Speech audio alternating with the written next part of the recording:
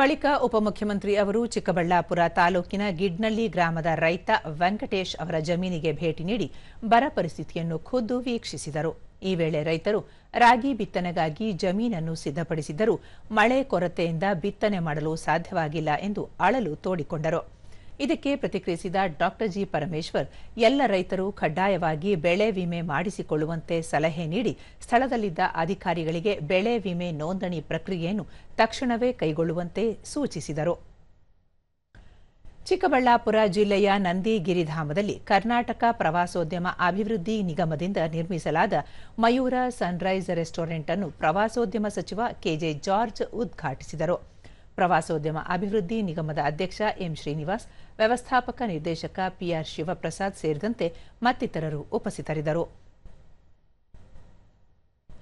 ಬಳಿಕ K J George, ರಾಜ್ಯ ಅತ್ಯಂತ ಸುಂದರ ಹಾಗೂ ಪ್ರವಾಸಿ ತಾಣಗಳಲ್ಲಿ ಉತ್ತಮ ವಸತಿ ಹಾಗೂ ಮೂಲಸೌಕರ್ಯಗಳನ್ನು ಹೊಂದಿದೆ.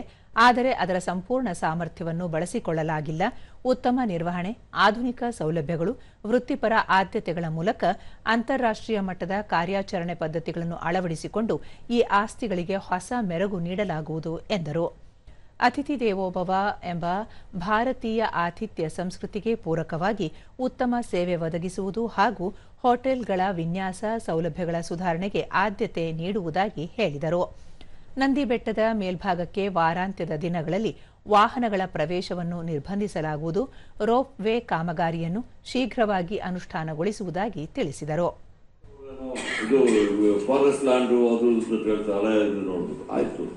ಫಾರೆಸ್ಟ್ ಅವರಿದ್ದರು ಸಮೇತ ನಾವು ಅದಕ್ಕೆ ಪರ್ಮಿಷನ್ ತಗೋಬಹುದು.